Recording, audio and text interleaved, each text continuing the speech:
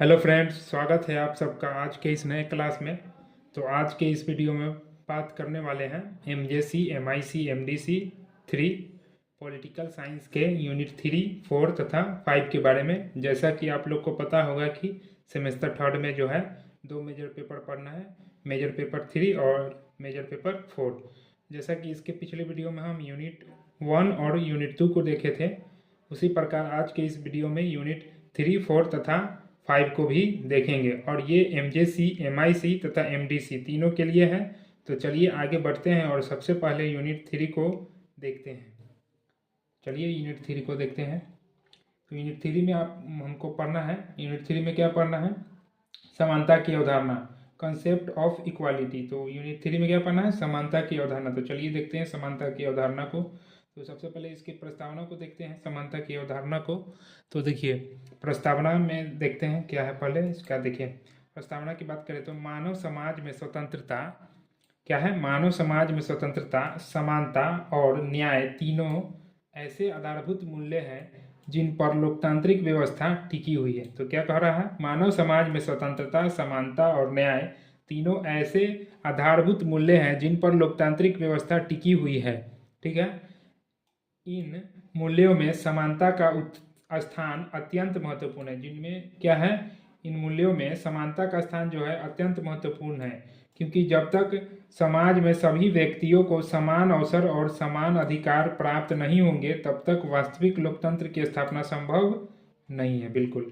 क्या कह रहा है? ये कह रहा है, देखिए, कि इन मूल्यों में समानता एक स्थान अत्यंत महत्वपूर्ण है। देखिए, इन मूल्यों में समानता का स्थान अत्यंत महत्वपूर्ण है, क्योंकि जब तक समाज में सभी व्यक्तियों को समान अवसर और समान अधिकार प्राप्त नहीं होंगे तब तक वास्तविक लोकतंत्र की स्थापना संभव नहीं है। तो इसकी प्रस्तावना में ये बात कह रहे हैं। और देखिए, इसके बाद अगर बात करें तो प्राचीन काल में समाज में दास प्रथा, जाति भेद, लैंगिक असमानता और आर्थिक विषमता जैसी अनेक बुराइयां थी। आधुनिक युग में इन कुरीतियों के विरुद्ध संघर्ष करते हुए समानता की अवधारणा विकसित हुई। तो क्या हुआ? समानता की अवधारणा विकसित हुआ आधुनिक युग में। अतः समानता का उद्देश्य है, समानता का क्या उद्देश्य है? सभी व्यक्तियों को समान अधिकार और अवसरों में बराबरी प्रदान करना। तो समानता का मेन मकसद तो यही होता है। अब आते हैं समानता का अर्थ एवं परिभाषा। अब इसके अर्थ और परिभाषा की बात करें समानता की, तो समानता का अर्थ यह नहीं है कि सभी व्यक्ति शारीरिक, मानसिक या आर्थिक रूप से एक जैसे हो, क्योंकि प्रकृति ने सभी को क्या बनाया? अलग अलग बनाया है, भिन्न बनाया है। राजनीतिक दृष्टि से समानता का अर्थ है, राजनीतिक दृष्टि से समानता का क्या अर्थ है वो देखिए, कि राज्य किसी भी व्यक्ति के साथ धर्म, जाति, लिंग, भाषा या क्या है? धर्म, जाति, लिंग, भाषा या संपत्ति के आधार पर भेदभाव न करे तथा सभी को समान अवसर प्रदान करे। तो राजनीतिक दृष्टि से समानता का अर्थ यही होता है। अब उसके बाद बात करते हैं लास्की के अनुसार। तो लास्की एक राजनीतिज्ञ है, तो उनके अनुसार क्या है? समानता का अर्थ विशेष अधिकारों का अंत और सभी को समान अवसर प्रदान करना है। ये इनका मत है। ठीक है, समानता को लेकर। अब बात करते हैं समानता की विशेषताएं। तो समानता की क्या क्या विशेषताएं हैं? तो समानता की कुछ लिखित विशेषताएं हैं। तो देखिए, पहला है विशेषाधिकारों का अंत। क्या है? विशेषाधिकारों का अंत। उसके बाद है कानून के समक्ष समानता। उसके बाद तीसरा है अवसरों की समानता। उसके बाद चौथा है भेदभाव का अभाव। उसके बाद पांचवा क्या है इसका विशेषता? तो मानवीय गरिमा का सम्मान करना। ठीक है। अब बात करते हैं समानता के प्रकार के बारे में विस्तार से। तो समानता के प्रकार में पहला आता है सामाजिक समानता। क्या है? सामाजिक समानता। तो देखिए, सामाजिक समानता क्या होता है? सामाजिक समानता का अर्थ है समाज में ऊंच नीच, जाति भेद, लिंग भेद, नस्ल भेद आदि का अंत करना। तो सामाजिक समानता का यही क्या है? तात्पर्य है। उसके बाद देखिए, अब दूसरा उसके बाद है, जैसे कि भारत जैसे समाज में जाति प्रथा ने सामाजिक असमानता को जन्म दिया। पता होगा, दलितों, महिलाओं और पिछड़े वर्गों को लंबे समय तक शोषण सहना पड़ा। सामाजिक समानता के लिए आवश्यक है। तो सामाजिक समानता के लिए क्या क्या आवश्यक है वो देखिए। तो सामाजिक समानता के लिए आवश्यक है छुआछूत का अंत होना। उसके बाद महिला सशक्तिकरण, शिक्षा का प्रसार, प्रचार प्रसार करना, सामाजिक सुधार करना, तो ये सामाजिक समानता के लिए आवश्यक चीज़ें हैं। बिना सामाजिक समानता के लोकतंत्र केवल नाम मात्र रह जाएगा। तो बिना सामाजिक समानता के क्या है, लोकतंत्र जो है नाम का लोकतंत्र है, सही में वो लोकतंत्र नहीं है। अब दूसरा प्रकार की अगर बात करें समानता में, समानता का दूसरा प्रकार होता है राजनीतिक समानता। अब राजनीतिक समानता क्या है, तो राजनीतिक समानता लोकतंत्र की आत्मा है। तो क्या है राजनीतिक समानता, क्या है, यह जो है लोकतंत्र की आत्मा है। इसका अर्थ है कि शासन में भाग लेने का अधिकार सभी को समान रूप से मिले। ठीक है, सभी को समान रूप मिलना चाहिए, अधिकार समान रूप से मिलना चाहिए, इसमें शामिल है। तो अगर इसमें अगर बात करें राजनीतिक समानता में क्या शामिल है, तो राजनीतिक समानता में शामिल है मतदान का अधिकार। तो मतदान का अधिकार सभी को है। चुनाव लड़ने का अधिकार, तो चुनाव तो कोई भी लड़ सकता है, चुनाव लड़ने का अधिकार हो गया। उसके बाद हो गया सार्वजनिक पद प्राप्त करने का अधिकार। सार्वजनिक मतलब सभी को हर पद को प्राप्त करने का अधिकार है। ठीक है, तो ये सब शामिल है। भारत में एक व्यक्ति एक वोट इसी सिद्धांत का प्रतीक है। तो इस सिद्धांत का सब प्रतीक क्या है, भारत में एक व्यक्ति एक वोट, इस सिद्धांत का क्या है, प्रतीक है। कौन से सिद्धांत का, राजनीतिक समानता का। ठीक है, और तीसरा अगर प्रकार की बात करें समानता की, तो आर्थिक समानता। आर्थिक समानता क्या है, यदि समाज में कुछ लोग अत्यधिक अमीर हो और कुछ अत्यधिक गरीब हो तो समानता केवल कागज पर ही रह जाएगा। ठीक है, तो क्या रहेगा, एक साइड में देखिएगा बहुत अमीर रहेंगे और दूसरे साइड में बहुत ज़्यादा ही गरीब रहेंगे, तो ये क्या समानता का क्या होगा, ये समानता होगा ही नहीं। आर्थिक समानता का उद्देश्य, तो आर्थिक समानता का क्या उद्देश्य होता है, आय का न्यायपूर्ण वितरण, मतलब सभी में जो है एक जैसा ही वितरण हो आय का। उसके बाद न्यूनतम मजदूरी, न्यूनतम मजदूरी इसकी विशेषता है, उद्देश्य है इसका वही रोजगार के अवसर, गरीबी उन्मूलन इसका उद्देश्य है। समाजवादी विचारधारा आर्थिक समानता पर विशेष बल देती है। तो समाजवादी विचारधारा जो है आर्थिक समानता पर विशेष बल देती है। अब चौथे समानता की बात किया जाए तो चौथे समानता में आपका आ जाता है कौन सा, तो आपका आ जाता है कानूनी समानता। अब कानूनी समानता क्या है, तो कानूनी समानता क्या है, सभी के लिए कानून एक जैसा है, कानून के सामने सभी व्यक्ति समान है। तो कानूनी समानता क्या कहता है कि कानून के सामने जो है ना सभी व्यक्ति जो है समान है, कोई ना बड़ा है ना कोई छोटा है, सभी बराबर है। कोई भी व्यक्ति कानून से ऊपर नहीं है। ठीक है, कोई भी व्यक्ति है जो कानून को, कोई भी जो व्यक्ति है वह कानून से ऊपर नहीं है, चाहे वो प्रधानमंत्री ही क्यों ना हो, चाहे राष्ट्रपति हो या समाज सामान्य नागरिक। क्या है, देखिए यहाँ पे लिखा हो ना, चाहे राष्ट्रपति हो या सामान्य नागरिक, सभी पर समान कानून लागू होता है। असमानताएं, अब असमानताएं की बात करें तो असमानताएं, इनइक्वालिटीज, समानता देख ली, अब असमानता को भी देखते हैं। समाज में असमानता के कारण, तो समाज में असमानता के क्या क्या कारण है, तो पहला गरीबी हो गया, मतलब जो अमीर होते हैं वो अलग गुट में बढ़ जाते हैं और गरीब वाला जो होते हैं वे अलग ग्रुप बना लेते हैं। अशिक्षा हो, सबसे बड़ा कारण तो इसका अशिक्षा ही है असमानता का। उसके बाद शोषण, अपराध, सामाजिक संघर्ष पैदा होते हैं। इसलिए राज्य का, इससे क्या, असमानता से क्या होता है, गरीबी होता है, अशिक्षा, शोषण, अपराध, सामाजिक संघर्ष आदि क्या होते हैं, पैदा होते हैं। इसलिए राज्य का कर्तव्य है कि असमानताओं को कम करे। तो राज्य का क्या कर्तव्य बनता है कि जो भी समाज में असमानता है या राज्य में असमानता है उसको क्या करे, कम करे, यानी कम क्या, खत्म ही करे। उसके बाद बात करते हैं विभेदात्मक व्यवहार। विभेदात्मक व्यवहार क्या होता है, तो जब किसी व्यक्ति के साथ जानबूझकर पक्षपात किया जाता है तो उसे विभेदात्मक व्यवहार कहते हैं। समझ गया, यह लोकतंत्र और मानवाधिकार दोनों के विरुद्ध है।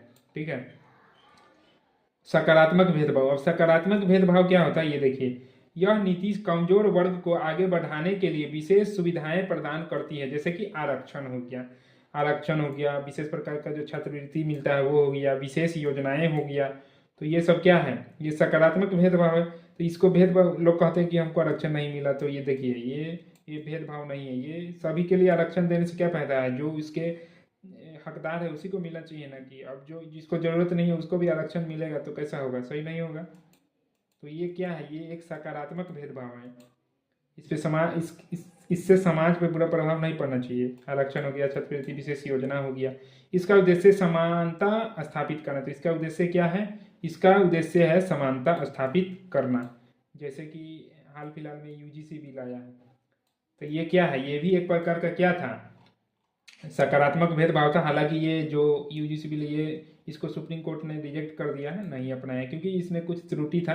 अगर वो त्रुटि पूरा हो जाता है, जैसे इसका परिभाषा जो है ना, इसके परिभाषा में ही जो अस्पष्टता नहीं, अगर ये अस्पष्टता क्लियर हो जाएगा ना, तो सुप्रीम कोर्ट भी इसे हरा झंडी दे देगा। तो ये भी क्या है, सकारात्मक भेदभाव है। ठीक है, तो चलिए अब निष्कर्ष की अगर बात करें, निष्कर्ष की, तो निष्कर्ष देखिए, समानता लोकतंत्र की अधिकार आधारशिला है। सॉरी, क्या है, समानता, समानता लोकतंत्र की आधारशिला है। बिना समानता के स्वतंत्रता और न्याय अधूरे हैं। अतः राज्य का दायित्व है कि वह सभी नागरिकों को समान अवसर प्रदान करे। इस प्रकार जो है यूनिट 1 कंप्लीट हो, यूनिट 3 कंप्लीट होता है। अब आते हैं यूनिट 4 पे। तो यूनिट 4 में क्या पढ़ना है, तो यूनिट 4 में पढ़ना है न्याय की अवधारणा। तो न्याय की अवधारणा को पढ़ना है, कंसेप्ट ऑफ जस्टिस। क्या पढ़ना है, कंसेप्ट ऑफ जस्टिस, न्याय की अवधारणा। तो चलिए देखते हैं, सबसे पहले इसके प्रस्तावना को देखते हैं। न्याय एक नैतिक एवं सामाजिक आदर्श है। क्या है न्याय, न्याय जो है एक नैतिक एवं सामाजिक आदर्श है जो समाज में शांति, संतुलन और व्यवस्था बनाए रखता है। न्याय के बिना समाज में अराजकता फैल जाती है। तो न्याय के बिना समाज में क्या फैल जाता है, अराजकता फैल जाती है। न्याय का मूल उद्देश्य है, तो न्याय का मूल उद्देश्य क्या है, प्रत्येक व्यक्ति को उसका उचित अधिकार देना। तो न्याय का मूल उद्देश्य यही है। न्याय का अर्थ, अब न्याय के अर्थ की अगर बात करें, तो न्याय का क्या अर्थ होता है, तो न्याय का अर्थ होता है निष्पक्षता, समानता, नैतिकता, उचित व्यवहार करना। ठीक है, उसके बाद अब बात करते हैं न्याय। न्याय प्लेटो के अनुसार न्याय क्या है, तो प्लेटो ने क्या कहा था, जब प्रत्येक व्यक्ति अपना कार्य ईमानदारी से करता है वही न्याय है। क्या है, जब प्रत्येक व्यक्ति जो है अपना कार्य ईमानदारी से करता है वही न्याय है। किन्होंने कहा था, तो प्लेटो जी ने कहा था, प्लेटो के अनुसार। अब आगे आते हैं न्याय के प्रकार की अगर बात करें, तो न्याय के बहुत सारे प्रकार हैं। चलिए एक एक करके देखते हैं कौन कौन से। पहला देखिए, प्रक्रियात्मक न्याय। प्रक्रियात्मक न्याय क्या होता है, देखिए, निर्णय लेने की प्रक्रिया निष्पक्ष होता है। मतलब न्याय लेने की प्रक्रिया क्या होता है, निर्णय लेने की निष्पक्ष होता है। उदाहरण के लिए, अदालत में दोनों पक्षों को समान अवसर देना। हाँ, दोनों को समान अवसर देना चाहिए अपने बात को रखने के लिए। क्या, उसके बाद दूसरा है वितरणात्मक न्याय। वितरणात्मक न्याय क्या होता है, तो संसाधनों का उचित वितरण जो है वितरणात्मक न्याय होता है। जैसे कि धन हो गया, शिक्षा हो गया, रोजगार हो गया, स्वास्थ्य हो गया, इनका न्यायपूर्ण बंटवारा होना। ठीक है, अब तीसरा है वैधिक न्याय। वैधिक न्याय क्या होता है, तो वैधिक न्याय की अगर बात करें, तो कानून के अनुसार न्याय। तो जो कानून के अनुसार न्याय दिया जाता है उसे वैधिक न्याय कहा जाता है। अपराधी को दंड, निर्दोष की रक्षा। मतलब असत्य को दंड और सत्य को क्या, निर्दोष। ठीक है, सामाजिक न्याय, सामाजिक, अब उसके बाद है सामाजिक न्याय। तो कमजोर वर्गों की सुरक्षा, ये सामाजिक न्याय में आता है। दलित, महिला, मजदूर, पिछड़े वर्ग जैसे कि, इसका क्या करना, सुरक्षा करना। अब आता है सत्ता प्राधिकार एवं वैधता। सत्ता प्राधिकार एवं वैधता क्या है, इसको देखते हैं। तो सत्ता क्या होता है, प्रभाव डालने की शक्ति। तो प्रभाव डालने की शक्ति क्या कहलाती है, सत्ता। प्राधिकार क्या होता है, वैध शक्ति, जो शक्ति वैध है, वैलिड है, उसको क्या कहते हैं, प्राधिकार। अपराधिकार का मतलब क्या होता है, अवैध शक्ति, और ये प्राधिकार है, तो प्राधिकार का मतलब क्या होता है, वैध शक्ति, वैलिड पावर। उसका देखिए वैधता। वैधता क्या होता है, तो वैधता क्या होता है, इंग्लिश में इसको क्या कहते हैं, वैलिडिटी कहते हैं। वैध, जनता की स्वीकृति। तो पॉलिटिकल, राजनीतिक विज्ञान में वैधता का क्या अर्थ होता है, जनता की स्वीकृति, इसी को वैधता कहते हैं। वैधता के बिना शासन स्थिर नहीं रह सकता। क्या है, वैधता के बिना जो है शासन स्थिर नहीं रह सकता है। अब बात करते हैं अगर न्याय के निष्कर्ष की, तो निष्कर्ष में देखिए, न्याय सामाजिक संतुलन का आधार है। न्याय क्या है, सामाजिक संतुलन का आधार है। न्यायपूर्ण समाज में ही शांति और प्रगति संभव है। तो ये यूनिट 4 भी इसी प्रकार कंप्लीट हो गया। अब यूनिट 5 पे आते हैं। तो यूनिट 5 में क्या पढ़ना है, तो यूनिट 5 में पढ़ना है कानून की अवधारणा। क्या पढ़ना है, कानून की अवधारणा, कंसेप्ट ऑफ लॉ, कानून की अवधारणा। तो चलिए देखते हैं, पहले इसकी प्रस्तावना को देखें। तो कानून समाज की रीढ़ है। तो क्या है, कानून जो है समाज की क्या है, रीढ़ है। खासकर लोकतांत्रिक देश में क्या है, ये जो है कानून समाज की रीढ़ है। कानून के बिना समाज में अराजकता फैल जाएगी। बिल्कुल सही बात है। कानून सामाजिक जीवन को नियंत्रित और व्यवस्थित करता है। अब बात करें अगर कानून का क्या अर्थ होता है, तो राज्य द्वारा बनाए गए नियम जिनका पालन करना अनिवार्य है, वही जो है क्या कहलाता है, कानून कहलाता है। कानून की विशेषता की अगर बात करें तो कानून की विशेषता में बहुत सारे हैं, जैसे कि राज्य द्वारा निर्मित या राज्य द्वारा निर्मित होता है कानून, बाध्यकारी, दंड व्यवस्था, इसमें दंड व्यवस्था होता है, और ये सार्वभौमिक यानी सभी के लिए होता है, ये सभी को मानना पड़ता है। राजनीतिक दायित्व, अब बात करते हैं राजनीतिक दायित्व की। तो राजनीतिक दायित्व क्या है? नागरिकों का कर्तव्य। राजनीतिक दायित्व क्या होता है? नागरिकों का कर्तव्य। तो नागरिकों का कर्तव्य क्या है?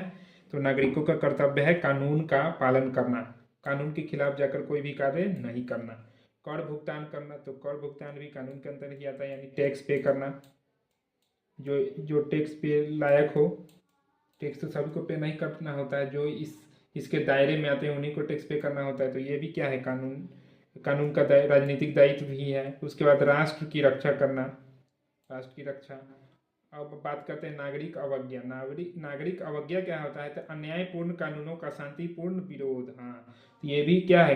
कानून में अधिकार माना गया है। अन्यायपूर्ण, अगर किसी के साथ अन्याय, अगर आप ही के सामने किसी के साथ अन्याय हो रहा तो कानून का शांतिपूर्ण, तो आपको क्या करना है? उसका विरोध करना है, ये कानून कहता है। गांधी जी का सत्याग्रह, उसका जैसे एग्जाम्पल के लिए बात करें तो गांधी जी का सत्याग्रह इसका उदाहरण है, ठीक है। अब बात करते हैं कानून का महत्व। कानून का क्या महत्व है? तो शांति में इसका महत्व है, सुरक्षा के लिए, अधिकारों की रक्षा के लिए, लोकतंत्र की मजबूती है। ये क्या कानून क्या है? लोकतंत्र की मजबूती है, यानी रीढ़ भी मान सकते हैं।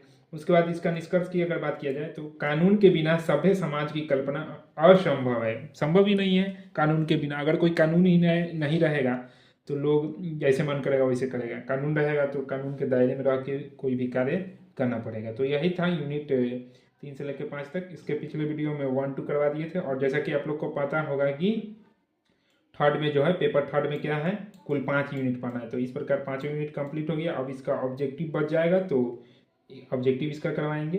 अब इसके बाद मेजर जो चौथा पेपर है उसको भी थर्ड सेमेस्टर में पढ़ना है, तो चौथा पेपर को भी अब स्टार्ट कर देंगे।